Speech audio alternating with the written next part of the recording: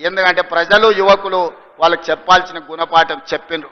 కానీ మీ సోదరుడు తెలంగాణ రాష్ట్ర ముఖ్యమంత్రిగా బాధ్యతలు చేపట్టిన తర్వాత మొదటి సంవత్సరంలోనే 60,000 ప్రభుత్వ ఉద్యోగాలు ఇవ్వడమే కాదు, ప్రైవేటులో 1,00,000 ఉద్యోగాలు ఇచ్చి 1,60,000 ఉద్యోగాలు నిరుద్యోగ యువకులకు అందించి మీ సోదరుడు తన విశ్వాసాన్ని, తన యొక్క నమ్మకాన్ని మీ దగ్గర నిరూపించుకునే ప్రయత్నం చేస్తున్నాడు. ఈ 15 నెలల్లో దాదాపుగా 3 లక్షల కోట్ల రూపాయలు విదేశీ పెట్టుబడులను తీసుకొచ్చి పారిశ్రామికంగా అభివృద్ధి చేయాలనే ప్రయత్నం చేస్తున్నాం. వీటన్నిటి కూడా మీ అండ ఉండాలి, మీ ఆశీర్వాదం ఉండాలి. ఇవాళ ఒక పక్కన మహిళల్ని, రెండో పక్కన రైతులను, మూడో పక్కన నిరుద్యోగ యువకులను, విద్యార్థులను ఆదుకోవాలంటే ఈ ప్రభుత్వానికి మీరు నిండు మనసుతోని ఆశీర్వాదం అందించాలి. అప్పుడే ఈ కార్యక్రమాలను ముందుకు తీసుకువెళ్ళగలుగుతాం. మీ అందరు అండగా నిలబడండి. ఈ ప్రాంతాన్ని అభివృద్ధి చేసే బాధ్యత నేను తీసుకుంటాను. నేను మళ్ళొక్కసారి చెప్తున్నా, ఎన్నికలు వచ్చినప్పుడే రాజకీయాలు, ఎన్నికల తర్వాత అభివృద్ధి చేయడమే నా లక్ష్యం. కేంద్ర ప్రభుత్వ సహకారం తీసుకుంటాం. నరేంద్ర మోడీ గారు ఒక్కసారి కాదు 50 సార్లైనా కలుస్తాం. మనకు రావాల్సిన నిధులు తెచ్చుకుంటాం, తీసుకోవాల్సిన అనుమతులు తీసుకొస్తాం.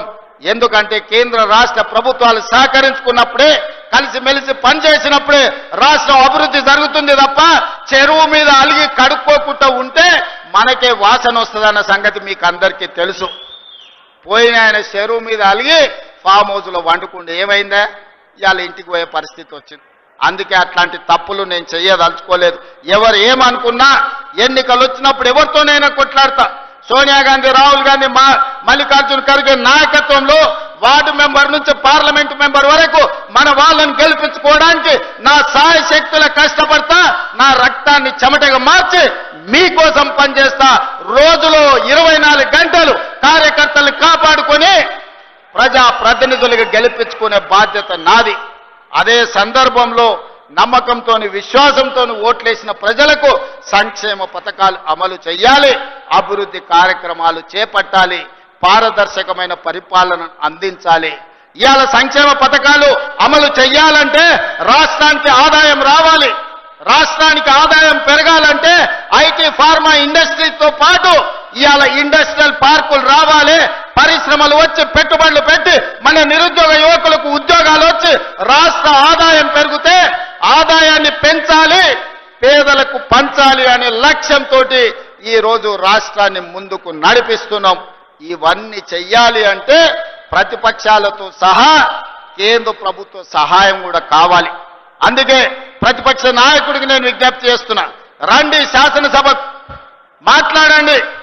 మీ 40 ఏళ్ల రాజకీయ అనుభవాన్ని మాకు సూచనలు ఇవ్వండి. ఎక్కడైనా మేము తప్పు చేస్తే సరిదిద్దుకోవడానికి మాకు సూచన చెయ్యండి. మీరు అధికారం ఉంటే వస్తాను, లేకపోతే నేను పోయి ఫామ్ హౌస్లో పడుకుంటానంటే ప్రజలే ఆలోచించి విచక్షణతోని ప్రజలే నిర్ణయం తీసుకుంటారు. ఇవాళ మేము 10 ఏళ్ళు ప్రతిపక్షంలో ఉన్నాం, ఎమ్మెల్యేగా ఉన్నా, ఎమ్మెల్సీగా ఉన్నా. 20 ఏళ్ల నుంచి నేను జడ్పీటీసీగా పనిచేసిన, ఎమ్మెల్సీగా పనిచేసిన, 2 సార్లు ఎమ్మెల్యేగా పనిచేసిన, ఓసారి ఎంపీగా పనిచేసిన. ఈ 20 ఏళ్లలో ఎన్నడూ నేను అధికారంలో లేను, కానీ ఏ ఒక్క రోజు కూడా సెలవు తీసుకోలే.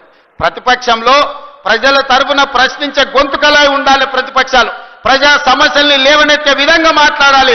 ప్రజల పక్షాన నిలబడి ప్రభుత్వాలను అడిగి ఆ ప్రభుత్వాలతోని పనులు చేయించే బాధ్యత తీసుకోవాలి. అప్పుడే రాణిస్తాం, ఏదో ఒక రోజు అధికారంలోకి రావడానికి అవకాశం ఉంటుంది. 20 ఏళ్ళు ప్రతిపక్షంలో నిలబడి జడ్పీటీసీగా, ఎమ్మెల్సీగా, ఎమ్మెల్యేగా, ఎంపీగా, కాంగ్రెస్ పార్టీ అధ్యక్షుడిగా పనిచేసిన కాబట్టి ప్రజలు నిండు మనసుతోని ఆశీర్వదించి 92 లక్షల మంది ఓట్లేసి తెలంగాణ రాష్ట్ర ముఖ్యమంత్రిగా ఈ రోజు బాధ్యత ఇచ్చిండ్రు. ఆ బాధ్యతతోనే ఇవాళ జహీరాబాద్కు వచ్చిన జహీరాబాద్ ప్రజలకు ఆగిపోయిన పనులను పూర్తి చేయాలన్న ఆలోచనతోటి మీ అందరినీ కలిసిన. ఏ రోజు కూడా నేను ముఖ్యమంత్రిగా అహంభావం వ్యక్తం చేయలే. నా దగ్గరికి చిన్నోడు వచ్చినా, పెద్దోడు వచ్చినా, పేదోడు వచ్చినా, ఎవ్వరు వచ్చినా అందరినీ కలిసిన. వాళ్ళ బాధ విన్నా దానికి ఏదైనా చేయగలిగిన సాయం ఉంటే చెయ్యాలన్న ఆలోచనతోనే ముందుకు వెళ్తున్న సోదరులారా, ఇవాళ కూడా మా జహీరాబాద్ సోదరులకు నా విజ్ఞప్తి ఒక్కటే, మీరు అండగా నిలబడండి. అద్భుతాలు చేసి తెలంగాణ అభివృద్ధి పదం వైపు నడిపించి దేశంలోనే నెంబర్ 1 రాష్ట్రంగా $1 ట్రిలియన్ కింద మార్చి ప్రపంచంలోనే ఒక్క గొప్ప రాష్ట్రంగా హైదరాబాదు నగరాన్ని టోక్యో, న్యూయార్క్ లాంటి నగరాలతో పోటీ పడే విధంగా అభివృద్ధి చేసే బాధ్యత నేను తీసుకుంటా. రీజనల్ రింగ్ రోడ్ కావచ్చు, మెట్రో రైలు కావచ్చు, మూసీ నది కావచ్చు, భారత్ ఫ్యూచర్ సిటీ కావచ్చు, వీటన్నిటినీ అభివృద్ధి చేసి ప్రజలకు అంకితం చేసే వరకు నిద్రపోను, సెలవు తీసుకోనని తెలియజేస్తూ మీ అందరి దగ్గర సెలవు తీసుకుంటున్న ధన్యవాదాలు మిత్రులారా. అదేవిధంగా ఒక్క నిమిషం సురేష్ అన్న, ఈ ప్రాంత రైతుల గురించి షుగర్ ఫ్యాక్టరీ గతంలో ఉండే 10 లక్షల మెట్రిక్ టన్నులు ఈడ షుగర్ ఉత్పత్తి చేసేది, షుగర్ పరిశ్రమ ఉండాలి అంటున్నాడు. రైతులందరూ కలిసి కోఆపరేటివ్ సొసైటీ ఏర్పాటు చేసుకొని కోఆపరేటివ్ సొసైటీ ఆధ్వర్యంలో మీరు షుగర్ ఫ్యాక్టరీని నడిపించుకుంటామంటే నిమ్స్లోనే మీకు 100 ఎకరాల స్థలాన్ని కేటాయించే బాధ్యత నాది.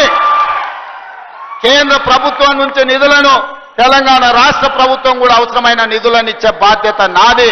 ఈ రోజు కులగణన చేసిన, లేకపోతే ఈ రోజు సామాజిక వర్గాల ఎస్సీ ఉపకులాల వర్గీకరణ చేసిన, ఈ రోజు సమాజంలో ఉన్న రుగ్మతలను తగ్గించాలి, ఈ సమాజంలో అందరినీ సమానంగా అభివృద్ధి చేయాలని ఎస్సీ కులాల వర్గీకరణ చేయడమే కాదు, ఈ రోజు జనగణనలో కులగణన చేసినాం. అదే విధంగా ఇవాళ రైతాంగాన్ని ఆదుకుంటాం. తప్పకుండా కోఆపరేటివ్ సొసైటీలో మీరు షుగర్ ఫ్యాక్టరీ పెట్టుకుంటా అంటే మీకు నిధులు మంజూరు చేసే బాధ్యత నేను తీసుకుంటానని తెలియజేస్తూ మీ అందరి దగ్గర సెలవు తీసుకుంటున్న ధన్యవాదాలు మిత్రులారా.